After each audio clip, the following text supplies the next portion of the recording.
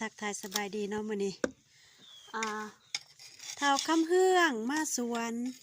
เพราะว่าพักคงเหียนเด้เอาคิด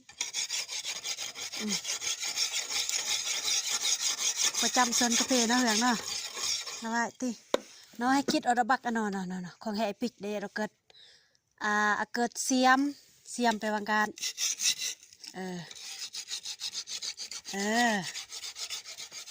แล้วจะเราเกิดปลานัง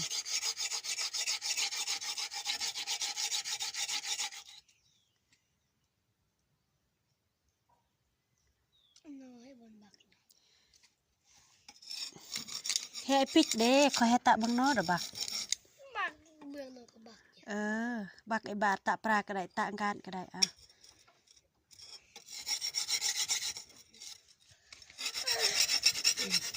อันนี้แมนวิธีพ้นเสียมแต่ว่าแต่ก่อนมันจะเป็นผ่าบัดนี้ห้ามาพัดเป็นเสียมพี่น้อง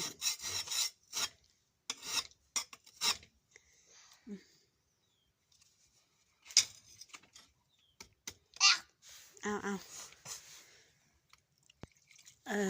ยี่เด้เวลาติดเราสิบักบ้านะ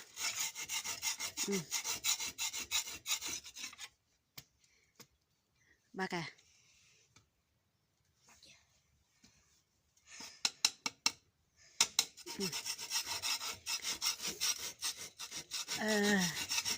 นี่เอามากับรถหางพี่น้อง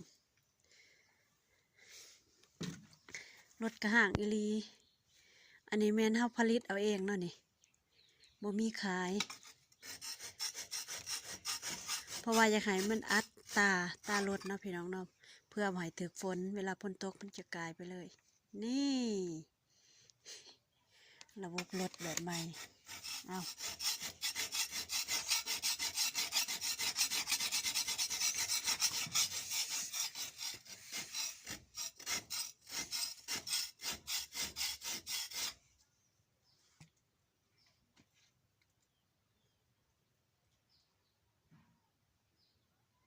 อย่าบักอย่า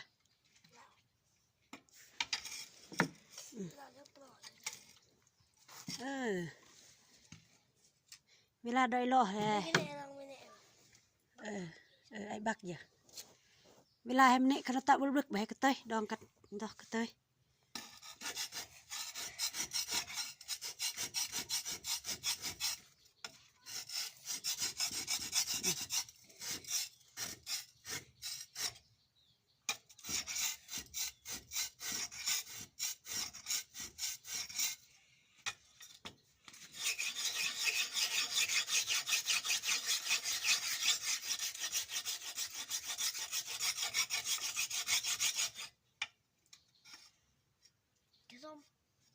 เอาอย่า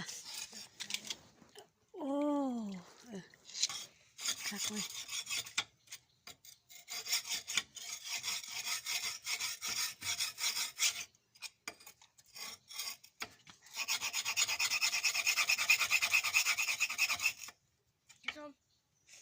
บักอย่า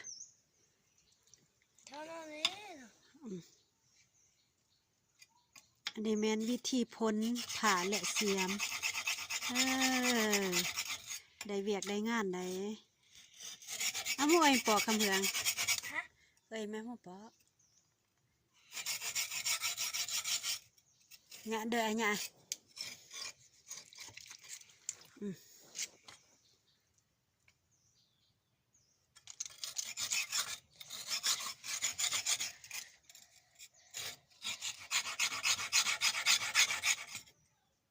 บางทีเลยคิดก็ได้กลัวเราไงดอก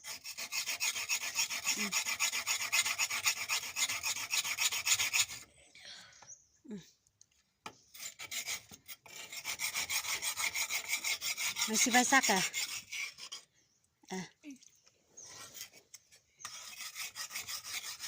ผู้แม่เด้อแกะก็อยู่นะ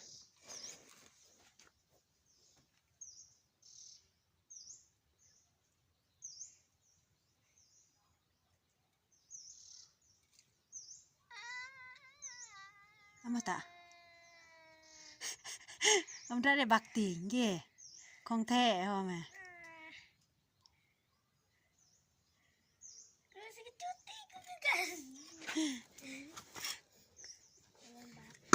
ร้อนบักอะ เอาก็อยากอยู่ อ้าวโดนหลอกอย่างเด้นกกระห้องเด้อ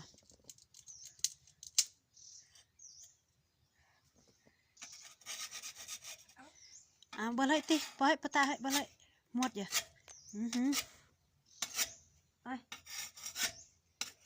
ไปไป เด้อ บักเยอะรอยืงไงเออไปใช่ คุยรอ โอ้รู้ว่าน้องแกนั่งบ่ดิ ต่อแกส้มก็ต่อ ไปดิดิโมต่อ ปั่นเถอะทุกคน เลยไปดิเอาเบิ่งก็ได้ประสบเบิ่งเด้ออย่าไม่ตักละตีเนาะตีแกะดอกตะเกยแกะปลาอันนี้แม่นน้ำเฮา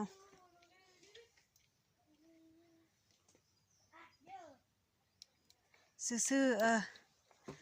โอ้อันนี้แม่นน้ำก๊อกแต่ว่าเฮ็ดน้ำอิ่วก็ได้หรือว่าเป็นน้ำสูบก็ได้เนาะพี่น้องเนาะผลมันไหลโจกเพราะเฮ็ดเฮาแปลงเพื่อเขาจะมาอยู่เที่ยงพี่น้องคนเก็บกาแฟห้อยไอ้หมดแต่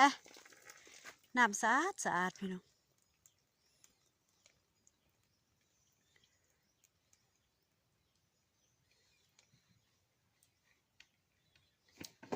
เอาที่ตะเกยแกะนี่เขาจะเฮ็ดแบบนี้เอาตาอย่างที่ตะเกยแกะแล้วมันจะง่ายกว่าสูบง่ายกว่าสูบแล้วอิ่วมันก็สิบ่เมื่อยปานใดเนาะหันเด้มาเบิ่งน้ำใส่เอาอิ่วอีกบาทหนึง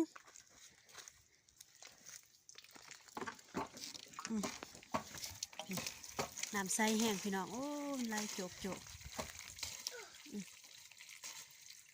คักนี่ ค่ะ ไอ้แหละจ้ะน้ำลายเฮาเฮ็ดบอลที่ว่าอาบน้ำล้างถ้วยล้างบวงเนาะ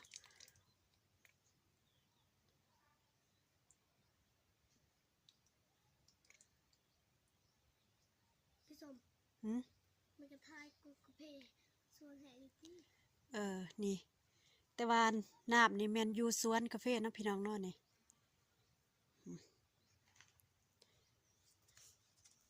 แต่ว่างวดเขามาแม่นงวดปะเหรองวดที่4แล้ว